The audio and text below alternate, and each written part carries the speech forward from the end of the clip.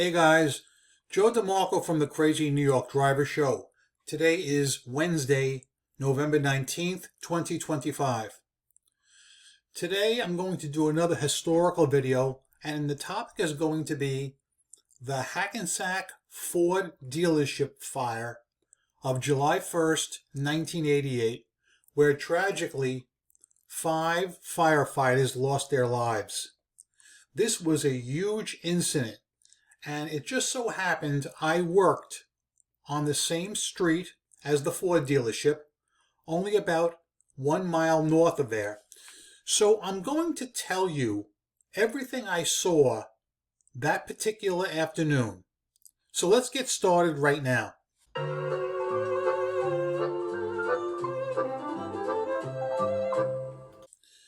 As I said, this was a Friday afternoon, July 1st, 1988, the beginning of the July 4th weekend.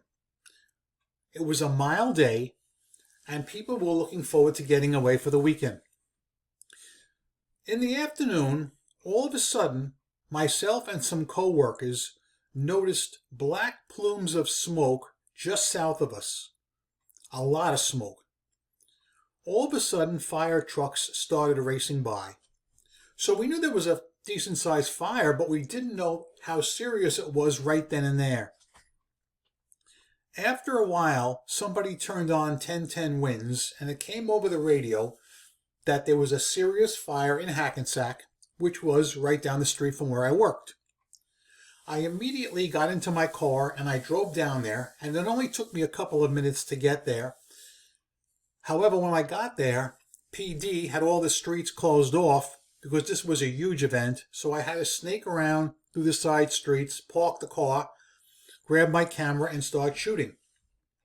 In this picture you can see that most of the fire has been already contained. This is box 54, and in case you don't know what box 54 is, and if you're not from my area, there's probably no reason you should.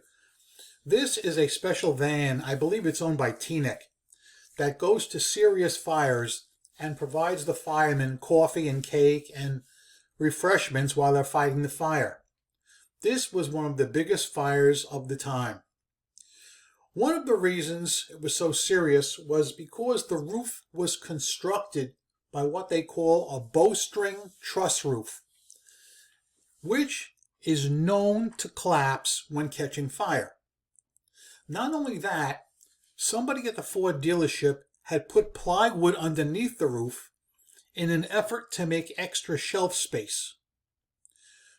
This particular building and roof was built back in 1948, and it was renovated in 1973. Let's take a look at another shot. This is directly across the street. Now this shot is misleading because here it looks like people are right up in front of the building, but they're not. They're at one side of River Street. Then there's River Street.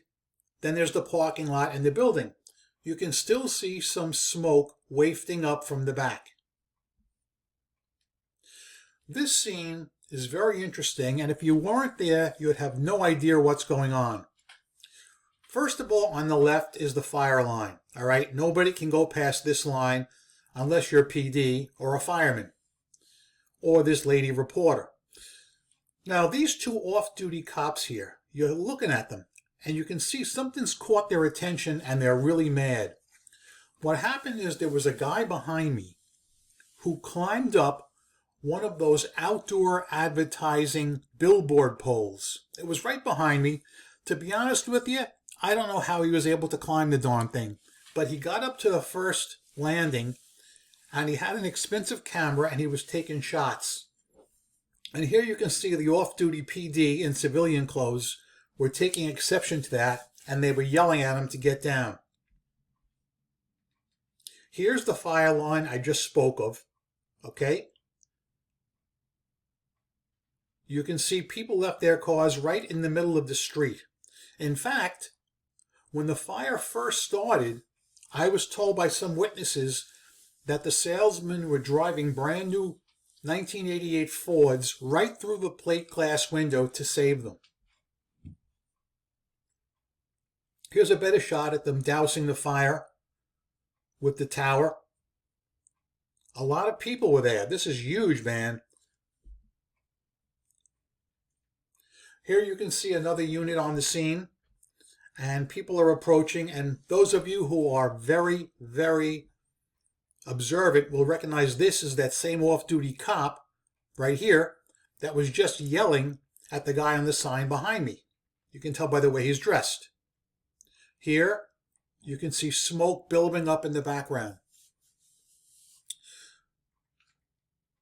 This was a complete structural collapse of the roof, and they were cited for 2 violations. Number 1, for storing combustibles in the attic, and number 2, storing combustibles in the stairway leading from the attic. As I said, 5 firefighters lost their lives, okay? 2 of them actually, well, 3 of them firstly were caught in the roof collapse.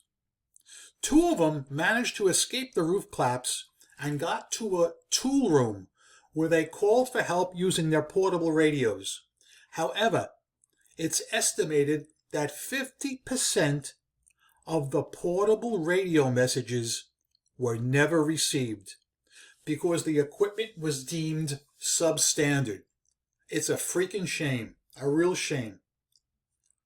So basically what I'm saying is there were 2 causes to the loss of life. 1, the roof collapse itself, and 2, the substandard equipment. There are others that say that the fault lies with the command from those on scene, but I'm not a fireman. I know nothing, and I cannot point any fingers, nor will I in that. I can only talk about what I know for a fact. Here you can see, this is the side of the building right here. Here's where most of the damage happened, right here. This is service area. This is where most of the damage happened. This orange van here is PSE&G to shut the gas off. Total devastation, totally demolished. After this incident, they completely knocked down this building. It was completely gutted and it was razed. And for a while, they were doing business out of a tent. If you pass there today, there's a new building, of course. This is one of the cars that I was told was driven right through a plate glass window. This particular model right here. You can see by now the fire is out. People are starting to leave the scene, but this continued to go on for hours. And as you can see, look up here, the building is still smoldering. This was a huge thing in 1988. I was told that there was a similar bow truss roof failure in a fire back in 1978 at a Walbaum's supermarket in Brooklyn, New York. Almost to the exact day, believe it or not. Then 10 years later, we have another tragedy right here. Now, as I said, I worked about 1 mile north of this particular site. North would be the way the policeman is walking right now. And I remember something vividly. The very next week, I believe it was a Saturday, a group of New York City firefighters in an NYFD van pulled up to my location, to my job, because they were lost. They got off Route 4 going the wrong way, and they asked me for directions to where the services were being held in Hackensack. So I gave them directions and helped them out. They got off the wrong way. But for those of us who remember this fire, it is still the absolute worst fire in recent memory in Bergen County, New Jersey. I will continue to be making a lot of historical videos on this channel for the next few months because I'm in the process of scanning all my pictures that I took when I was young. I want to get all these things posted while I can, and I want to share with you guys the important news events that happened back in the day, and hopefully you will learn something from them. You will gain some understanding as to what happened. And if you have any questions, comments, or concerns, feel free to put them in the comment section below. Thank you for watching my video. I'm going to be putting out at least 4 or 5 New York City videos from the 80s and 90s. And I also have one from River Edge, New Jersey that I'm working on. So please subscribe and enjoy your day. Thank you for watching. Rock on and peace.